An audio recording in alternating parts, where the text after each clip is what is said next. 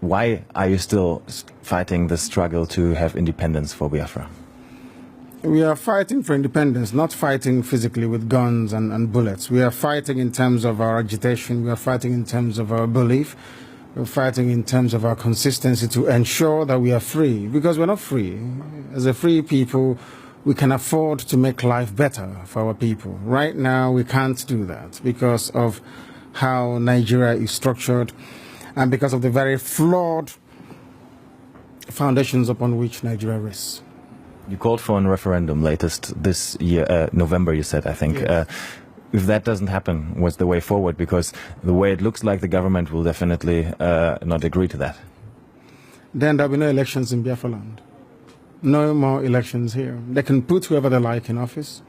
They can do whatever they like with their political positions. We will not engage in any political process.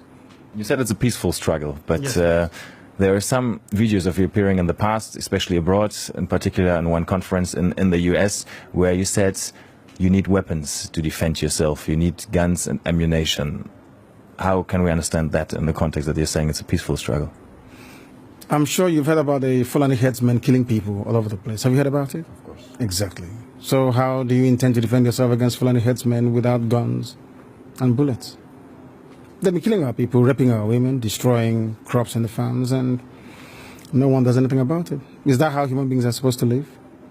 So, and you have the right to arm yourself and defend yourself with arms in that context? Self-defense is recognized even by all the known laws of the UN. Is that not correct? We have the right. If somebody were to barge into this very interview and are wielding a machete or an AK-47, are you suggesting we should let them get away with it?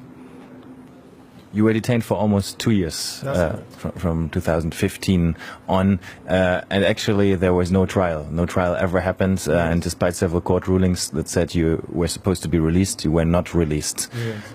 Do you think you were treated in a fair way by the government? Or rather also by the justice system? No, not fairly, because Nigeria is not a civilized country. People behave like animals. They're not reasonable enough. They're not disciplined enough. They are not mentally developed enough to run a transparent civil society. For them, they have a feudal mindset where you have the ruling class and, a multitude of poverty-stricken people who never utters any word in rebellion or to even ask questions about their plight. That is one thing we are determined to challenge. Don't you think you insult a lot of Nigerians with that? I'm being very kind, to be honest. I could have used far more harsher words to describe them. I'm being very kind. So generally you don't think very positive of your countrymen then, obviously? They are not... When you say positive, no, as individuals, perhaps there are a few good people amongst them, but as a collective, it's an absolute mess. And you can see for yourself. Didn't you go through the roads and see how horrible they are? Didn't you see how unkempt everywhere is? How filthy and dirty everywhere is? That is the product of a Nigerian system that is uniquely backwards, even by the very third world standards of Black Africa.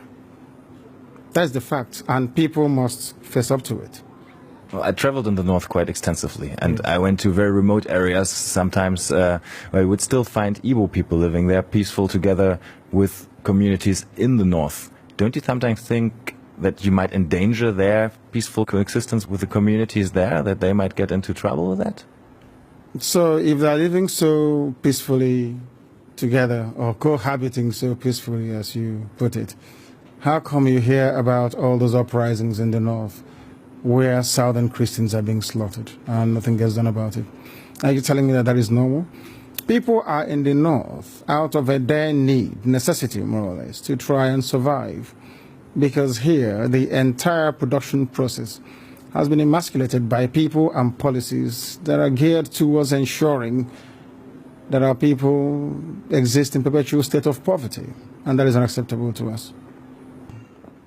What we're asking the world to recognize is that we want to live in peace, not in pieces. We want to live in peace, just to allow us to be, allow Biafra to exist. We were existing before the British came. Just allow us to go back to, what we were before. No African came to Europe to create countries. So for somebody to just come in here and say, you, from today, your name is Nigeria is simply laughable.